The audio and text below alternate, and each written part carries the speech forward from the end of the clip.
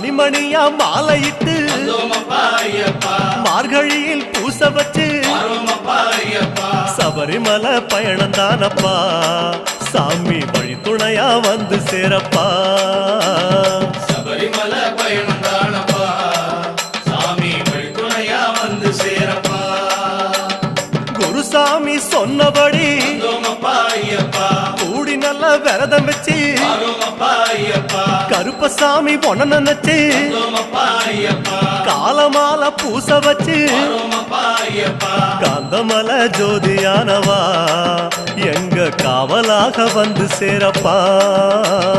காந்தமல ஜோதியானவா எங்க காவலாக வந்து சேரப்பா சந்நிதியில் கட்டுங்கட்டி சபரிமலை காடு தேடி